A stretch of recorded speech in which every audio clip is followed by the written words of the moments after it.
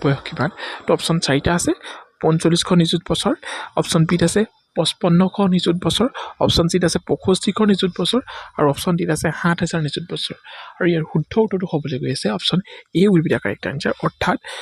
পৃথিৱীৰ আনুমানিক বয়স হৈছে 4500 নিযুত বছৰ ঠিক আছে কোৱেশ্চন নম্বৰ 2 টোলৈ আমি যাম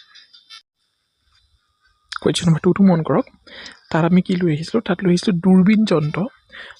যন্ত্ৰ কোনে আৱিষ্কাৰ কৰিছিল তো আহিব পাৰে দূৰবীন যন্ত্ৰ কোনে আৱিষ্কাৰ কৰিছিল আসলে ইনভেনশনৰ ওপৰত এনেকুৱা ধৰণৰ কোৱেশ্চনছ আহে তো আৱিষ্কাৰৰ ওপৰত জড়িত তো দূৰবীন যন্ত্ৰটো কোনে আৱিষ্কাৰ কৰিছিল অপশ্যন 4টা আমি ৰাখিছো ইয়াত দেখিছে অপশ্যন এটো আমি কি ৰাখিছো তো গেলিলিও অপশ্যন বিত আছে কপাৰ্নিকাছ অপশ্যন চিত আছে ছাৰ আইজাক নিউটন আৰু অপশ্যন ডিত আছে আলবাৰ্ট আইনষ্টাইন তো yes option A will be the correct answer অৰ্থাৎ গেলিলিওৱে কি কৰিছিলে গেলিলিও যিজন চাইণ্টিষ্ট হয় তেওঁ দূৰবীন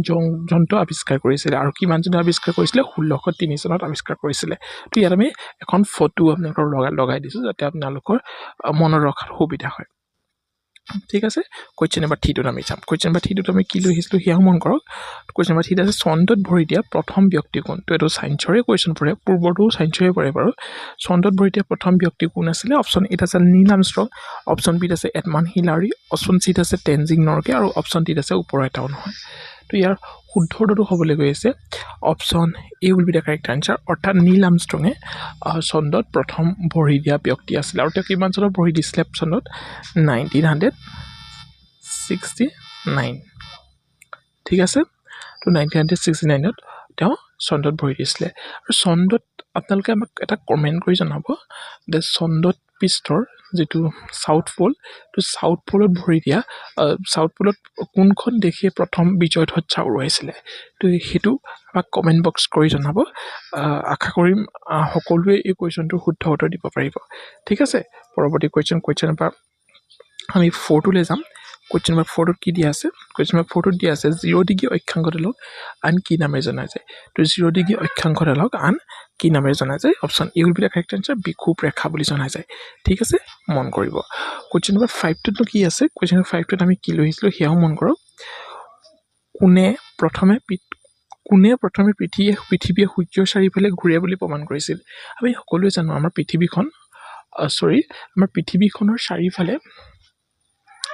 আমাৰ যেটো উপগ্ৰহ চন্দ্ৰ ঘূৰি থাকে নহয় জানো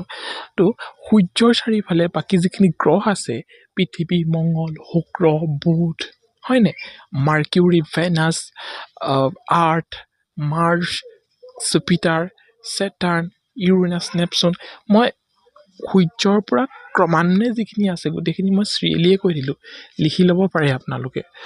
যদি নুশুনিলে আকৌ ৰিকেপ কৰি চাব পাৰিব ভিডিঅটো তাই মই আকবা কৈ দিছো বাৰু সূৰ্যৰ পাছতে ওচৰত আছে মাৰ্কিউৰি আৰু মাৰ্কিউৰি ইজ দা আটাইতকৈ সৰু গ্ৰহ হয় আটাইতকৈ smallest planet of our solar system হয়নে তো মাৰ্কিউৰিৰ পিছতে কোন আছে ভেনাছ তো ভেনাছটোক আমাৰ টুইন প্লেনেট অফ আৰ্থ বুলি আমি জানো হয়নে তো ভেনাছৰ পিছতে আৰ্থ আছে আৰ্থখনটো আমি জানোই আৰ্থ কি হয় আৰ্থৰ একেবাৰে ওচৰৰ প্লেনেট বুলি ক'লে সেই ভেনাছটোৱে হয় ভেনাছটো পুৱতি তৰা নিশা তৰা বুধা নাইট স্কাই এটাকে ব্ৰাইটেষ্ট প্লেনেট বুলি কোৱা হয় নহয় জানো আমি সন্ধিয়া সময়ত যদি চাই দিওঁ আকাশত আটাইতকৈ ব্ৰাইটেষ্ট তৰাটোৱেই হৈছে নাইট ভেনাছ হয় ভেনাছৰ পিছত আৰ্থৰ পিছত মাৰ্চ মানে মংগল গ্ৰহ নহয় জানো মংগল গ্ৰহত এতিয়া আমাৰ পৃথিৱীৰ পৰা সাইন্টিষ্ট গৈ আছে যে তাত থাকিব পাৰি নেকি মানুহ তাৰ পৰীক্ষা নিৰীক্ষা চলাই আছে মংগল গ্ৰহৰ পিছতে আছে জুপিটাৰৰ পিছত Jupiter is the largest planet of our solar system জুপিটাৰৰ পিছতে কি আছে সেটাৰ্ন আছে হয়নে Saturn has the highest number of the moons মানে উপগ্ৰহ highest number আছে the solar system 82টা মান আছে নেকি 82টা আছে yes মনত ৰাখি থব আৰু নোটছ কৰি ৰাখিব Saturnৰ পিছতে ইউৰেনাছ আছে নেপচুন আছে আৰু এটা মনত ৰাখিব লাগিব যে ভেনাছ has no moons ভেনাছৰ কোনো ধৰণৰ উপগ্ৰহ নাই ভেনাছ আৰু মাৰ্কিউৰি কোনো ধৰণৰ উপগ্ৰহ নাই তো ভেনাছ আৰু ইউৰেনাছ এনেকুৱা দুটা গ্ৰহ যিয়ে ইষ্টৰ পৰা ৱেষ্টলৈকে ৰোটেট কৰে বাকি সৌৰজগতৰ সকলোবিলাক গ্ৰহে কি কৰে ৱেষ্টৰ পৰা ইষ্টলৈ ৰোটেট কৰে তো মন কৰিব তো এতিয়া এইটো কুৱেশ্যন থাকিয়ে গৈছে চাওক মই বাকীখিনি ডিছকাশ্যন কৰি থাকোঁতে আচলতে এটা কুৱেশ্যনৰ পৰা বহুত আনুষংগিক বিষয় এনেধৰণে ওলাই গৈ থাকে তো এইটো ছেশ্যনত বাৰু আমি যিখিনি কুৱেশ্যন আনো সেইখিনিয়ে ডিছকাশ্যন কৰিম তো আমাৰ যিটো ষ্টেটিক্স জিকে মহাসংগ্ৰাম ইয়াৰ লগতে মহাসংগ্ৰাম আৰ্ট এণ্ড কালচাৰ তো সেইখিনিত বাৰু আমি তেনেকৈ ধৰণেই আলোচনা কৰি আছোঁ এটা কুৱেশ্যনৰ পৰা আনুষংগিক বহুত কুৱেশ্যন ওলাই যায়গৈ তো ইয়াত আমি ডিৰেক্টলি ডিছকাশ্যন কৰিম তো কোনে প্ৰথমে পৃথিৱীয়ে সূৰ্যৰ চাৰিওফালে ঘূৰে বুলি প্ৰমাণ কৰিছিল তো সেয়া প্ৰমাণ কৰিছিল কপাৰ্নিকাছে আৰু কিমান চনত প্ৰমাণ কৰিছিল 1514 চনত মনত ৰাখি থ'ব পৰৱৰ্তী কুৱেশ্যন নম্বৰ 6ত কি দিয়া আছে কোন তাৰিখে সূৰ্যৰ পৰা পৃথিৱীৰ দূৰত্ব সৰ্বাধিক হয়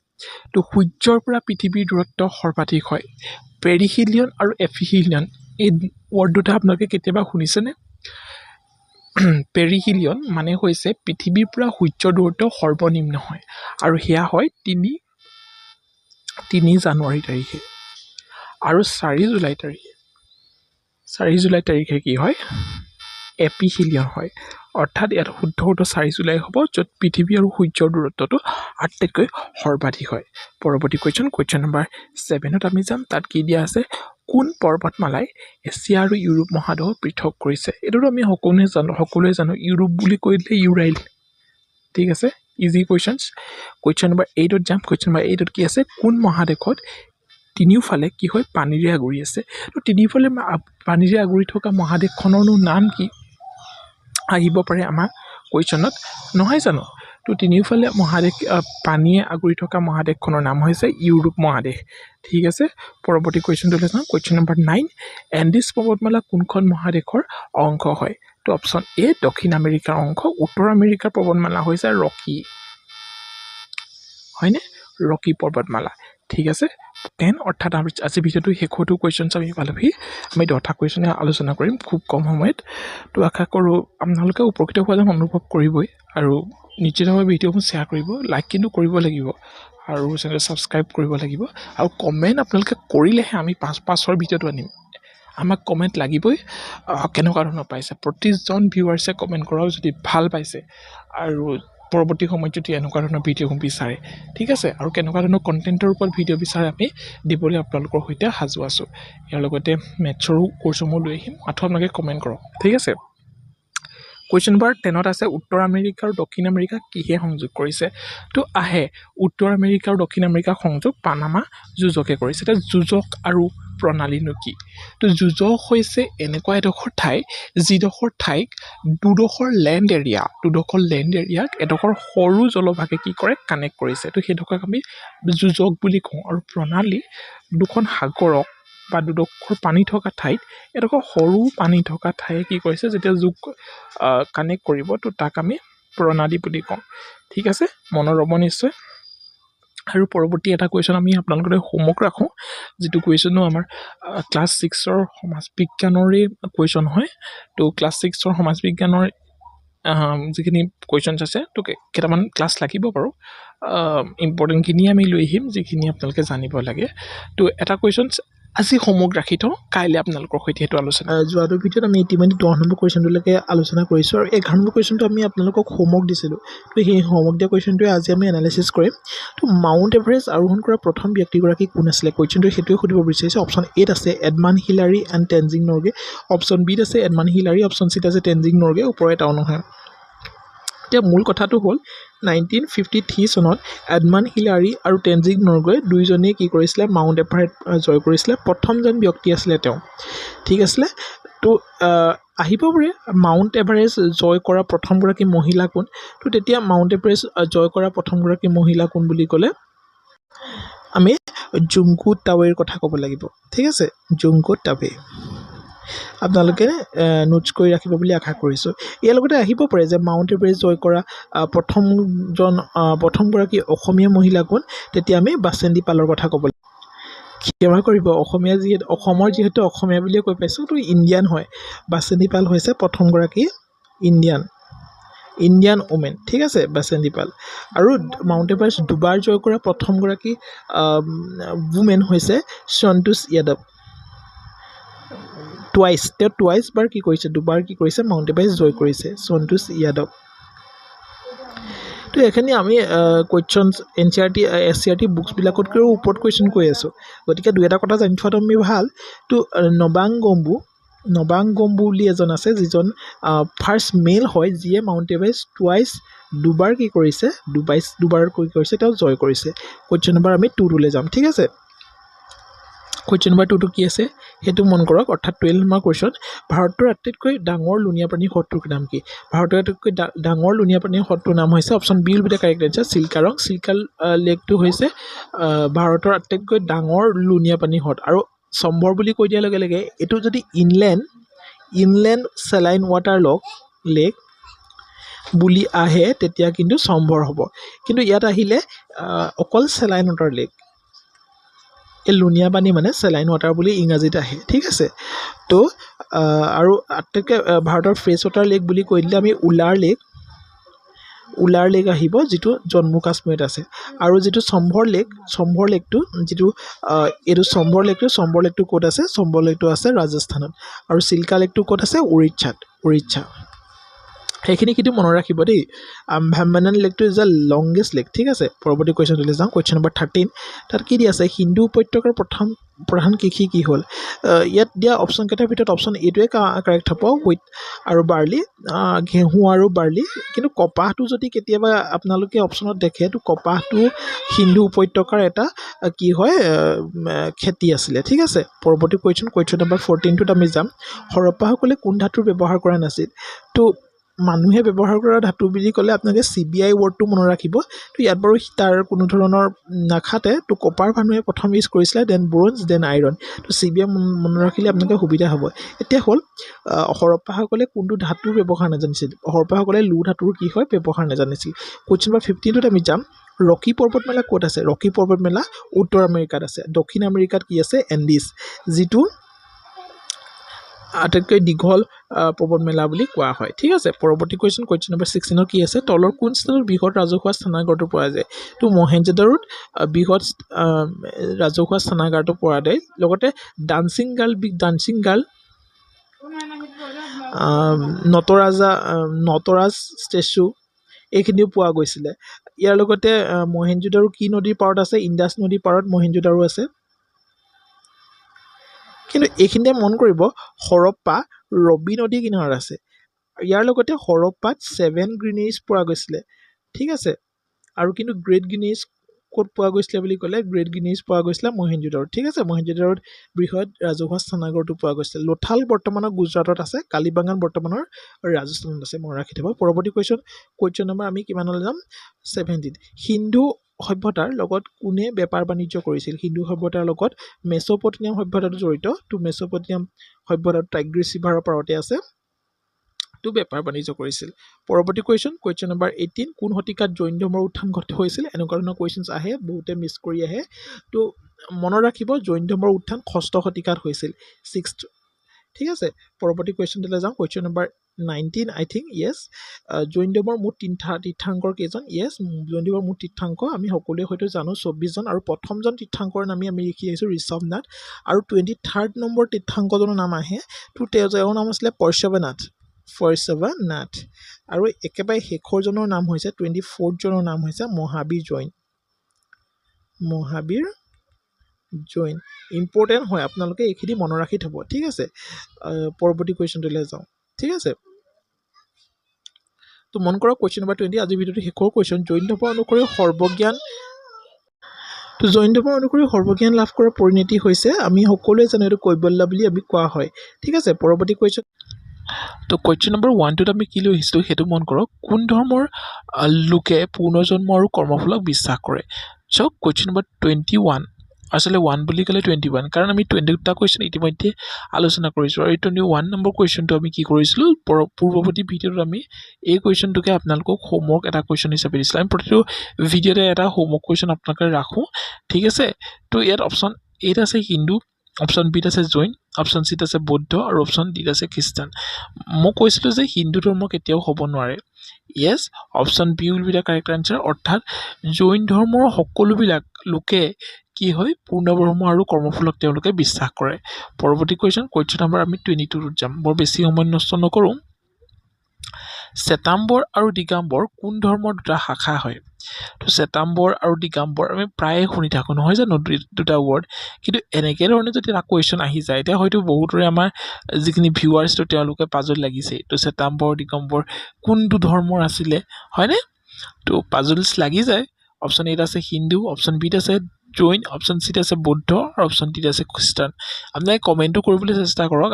আমি কুৱেশ্যনটো কোৱাৰ আগতে তো তেতিয়া ভাল হয় আৰু তো অপশ্যন বিটোৱে কাৰেক্ট হ'ব অৰ্থাৎ জৈন ধৰ্মৰ সকলো লোকক জৈন ধৰ্মৰ লোকসকলক শ্বেতাম্বৰ আৰু দিগম্বৰ হিচাপে দুটা শাখা আছে ঠিক আছে পৰৱৰ্তী কুৱেশ্যন নম্বৰ 23 আমি কি লৈ আহিছোঁ মন কৰক মহাবীৰৰ বাল্যকালৰ নাম কি আছিল তো বাল্যকালৰ যিটো নাম মহাবীৰৰ তো বহুতে সিদ্ধাৰ্থ বুলি কনফিউজ কৰিব তো বৰ্ধমান হয় মহাবীৰৰ বাল্যকালৰ নাম ঠিক আছে তো বৰ্ধমানৰ পিতৃ আছিলে ফাদাৰ আছিলে সিদ্ধাৰ্থ ঠিক আছে সিদ্ধাৰ্থ আকৌ কিন্তু বৌদ্ধদেৱৰো বাল্যকালৰ নাম হয় ঠিক আছে কনফিউজ নকৰিব কিন্তু দেই ভাল ধৰণে নোটছ কৰি ৰাখক মই যিখিনি আমাৰ ক্লাছ 6ৰ বুকছত আছে তো সেইখিনিয়ে আনিছোঁ বেছি ডিটেইলছত ডিছকাশ্যন কৰিবলৈ নাযাওঁ ডিটেইলছৰ কাৰণে আমাৰ মহাসংগ্ৰাম আছে তো মহাসংগ্ৰামত আমি এইবিলাক খুব সুন্দৰভাৱে আলোচনা কৰিম আৰু লগতে আন চিৰিজবিলাকো আছে হয়নে তো সময় আমাৰ হাতত যথেষ্ট কম মহাবীৰৰ জন্ম ক'ত হৈছিল আহিব পাৰে কুৱেশ্যনত আনচাৰ হৈছে কুণ্ডপুৰ বুলিয়ে প্ৰায়ে থাকে কিন্তু কেতিয়াবা ভজ্জী সংঘৰাজ্য লিছবৰ এই ৱৰ্ডকেইটাও মনত ৰাখি থ'ব তো মহাবীৰৰ জন্ম হৈছিল ক'ত কুণ্ডপুৰ ভজ্জী সংঘৰাজ্য লিছবৰত ঠিক আছে মেক্সিমাম কুণ্ডপুৰেই হয় কিন্তু বজ্ৰী সংঘৰাজ্য বুলিও আহিব পাৰে ক'বতো নোৱাৰি তো লিছবুৰ এইকেইটা মনত ৰাখি থ'ব মহাবীৰৰ জন্ম 540 BC হৈছিলে বিফৰ খ্ৰীষ্ট আৰু মৃত্যু হৈছিলে 468 BC ঠিক আছে প্ৰীতি আছিলে সিদ্ধাৰ্থ ইতিমধ্যে আমি আলোচনা কৰিছিলোঁ মহাবীৰ জৈনৰ ফাদাৰ কোন হয় মহাবীৰ জৈনৰ ফাদাৰ হৈছে সিদ্ধাৰ্থ আৰু মাতৃ হৈছে ত্ৰিশলা ঠিক আছে পৰৱৰ্তী কুৱেশ্যন নম্বৰ 25টোত আমি গৈ পাম কুৱেশ্যন নম্বৰ 25টোত কি আছে সেইটো মন কৰক গৌতম বুদ্ধৰ জন্ম ক'ত হৈছিল গৌতম বুদ্ধৰ জন্ম ক'ত হৈছিল অপশ্যন এত আছে লুম্বিনী বিত আছে বৈশালী অপশ্যন চিত আছে মধুপুৰ আৰু অপশ্যন ডিত আছে কোচবিহাৰ ইয়েছ লুম্বিনীতে গৌতম বুদ্ধৰ জন্ম হৈছিলে কিন্তু মই এইটো এনেকৈ ৰাখিছোঁ কপিলা বস্তু বুকখনত কপিলা বস্তু বুলিও উল্লেখ আছে গতিকে দুইটা আপোনালোকে মনত ৰাখি থ'ব কপিলা বস্তু ঠিক আছে জৈন ধৰ্মৰ বৰ্ধমানৰ জন্ম ক'ত হৈছিলে তো ক'ত হৈছিলে আমি কুণ্ডপুৰ বুলি পঢ়ি আহিছোঁ হয়নে নেক্সট কুৱেশ্যন নম্বৰ 26টো আপোনালোকে মন কৰক ইয়াত কি দিয়া আছে গৌতম বুদ্ধৰ বাল্যকালৰ নামটোতো কি আছিল অপশ্যন 4টা আছে দেখিছে এই 4টা সিদ্ধাৰ্থ বৰ্ধমান গৌতম আৰু কৌটিল্য আৰু ইয়াৰ শুদ্ধটোতো হ'বলৈ গৈ আছে গৌতম বুদ্ধৰ বাল্যকালৰ নামটো হৈছে সিদ্ধাৰ্থ ইতিমধ্যে আমি আলোচনা কৰিছোঁ নেক্সট কুৱেশ্যন নম্বৰ 27ত আমি যাম হীনযান আৰু মহাযান কোন ধৰ্মৰ দুটা ভাগ হয় তো আমি শ্বেতাম্বৰ দিগম্বৰ কথা পঢ়ি আহিলোঁ তো জৈন ধৰ্মৰ দুটা শাখা হয় তো হীনযান আৰু মহাযান বহুতে হয়তো নাজানে তো এইখিনি আচলতে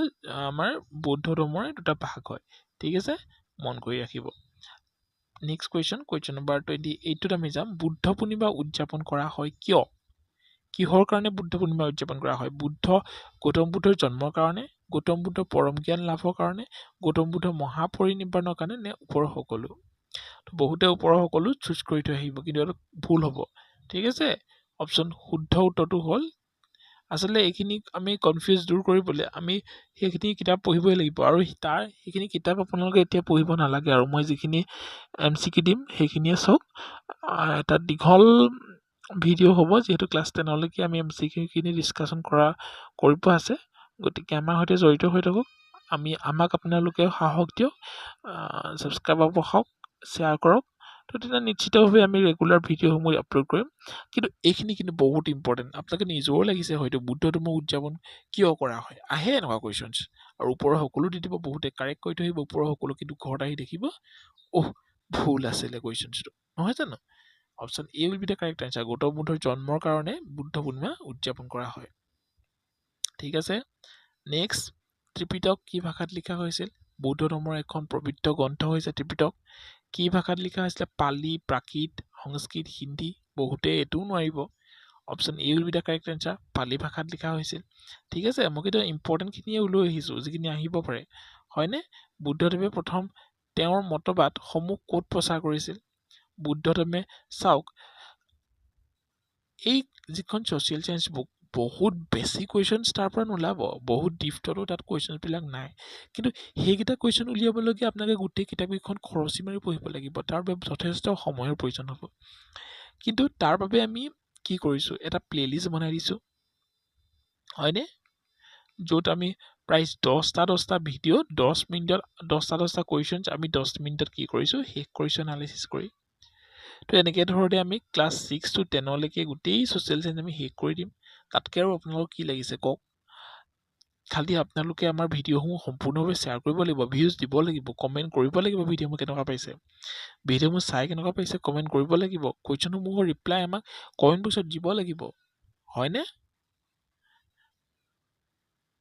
লাইক কৰিব লাগিব ভিডিঅ', তেতিয়াহে আমাৰ ভাল লাগে, তেতিয়াহে আমি ভিডিঅ'সমূহ আপোনালোকৰ বাবে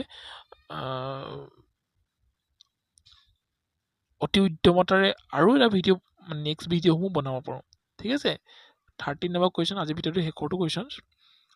বুদ্ধদেৱে প্ৰথম তেওঁৰ মতবাদসমূহ ক'ত প্ৰচাৰ কৰিছিল? অপশ্যন এত আছে হাৰনাথ, বিত আছে কোচি, চিত আছে বৈশালী আৰু ডিত আছে Sri Lanka. Option A will be the correct answer, অৰ্থাৎ হাৰনাথৰ তেওঁ মতবাদসমূহ প্ৰচাৰ কৰিছিল। আৰু আমি প্ৰতিটো ভিডিঅ'তে এটা কুৱেশ্যনছ হোমৱৰ্ক ৰাখোঁ, আৰু this is the homework questions. Maurya সাম্ৰাজ্যৰ প্ৰতিষ্ঠা কেতিয়া কৰিছিল? অপশ্যন এত আছে 324 খ্ৰীষ্টপূৰ্ব, 422-23 খ্ৰীষ্টপূৰ্ব, 322 আছে, আৰু অপশ্যন ডিত আছে 300 খ্ৰীষ্টপূৰ্ব। গতিকে ইয়াৰ এটা শুদ্ধ উত্তৰ হ'ব, আপোনালোকে অপশ্যনটো 31 বোলে এ শুদ্ধ, 31 বোলে বি, এনেকৈ ধৰণে আমাক কমেণ্ট বক্সত জনাব। ঠিক আছে, তো আজিলৈ ভিডিঅ'টো ইমানেই। So see you in the next video'. Thank U.